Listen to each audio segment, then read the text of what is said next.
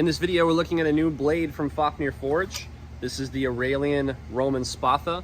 Take a look at some specs, up close looks, and some cut testing with this new one from Fafnir. All right, let's talk about first impressions with this one. So we'll take a look at the Fafnir logo. You'll see a lot more in the up close looks. Let's go from the handle on up. So the handle is a nut and peened construction. This is all smooth. The handle is a hardwood. It's got the milled out grips that are signature to Gladius and obviously Spatha. They're gonna have a similar grip like that. That's to decrease fatigue. So when you are cutting, or if you are thrusting with this for an extended period of time, you're gonna wanna have something that you don't have to like squeeze the grip in order just to keep the thing in your hand, especially through sweat and other things.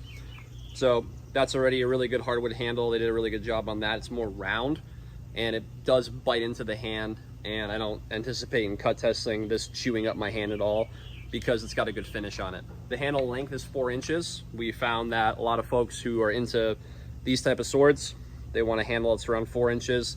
I believe some of the older artifacts are a little bit shorter, but nowadays people like a 4-inch handle, so that's why we did it. It's a 1065, moving up the blade. This is a 1065 high carbon steel double-edged sword. The tip is great. It's a little bit more of a broad tip.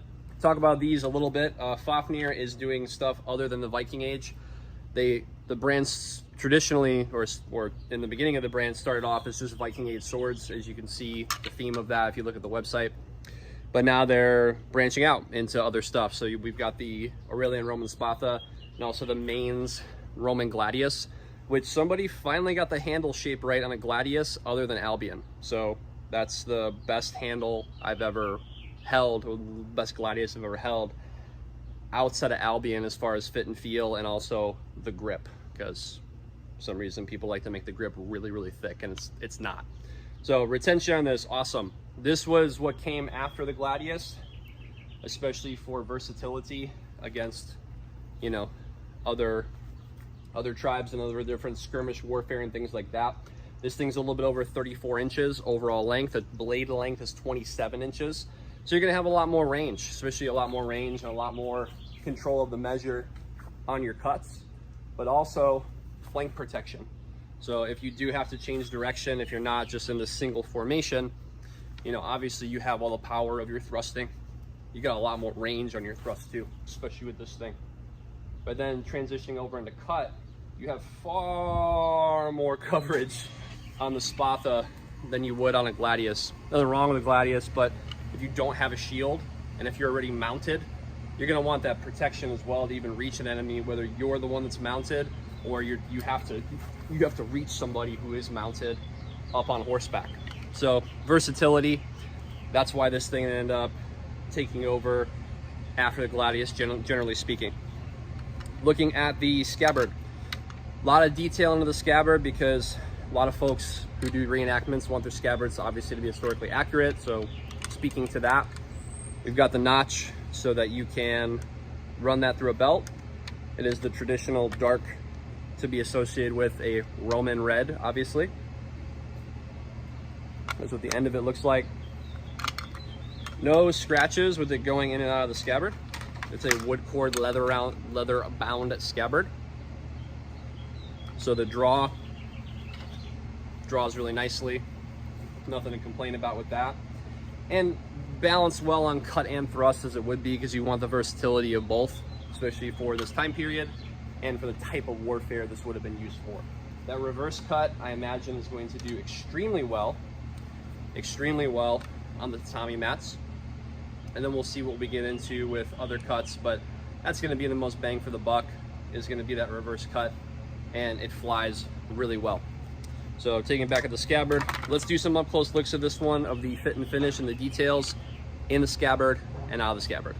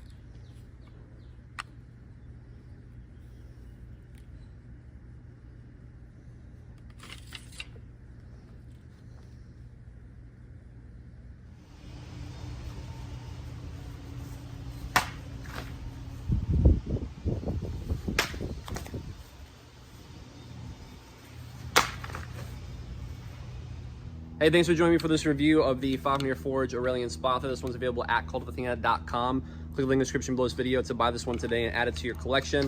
This one has become one of my favorites in the Fafnir line, as well as the mains Roman Gladius. Make sure to check that one out with a full review coming soon to the YouTube channel.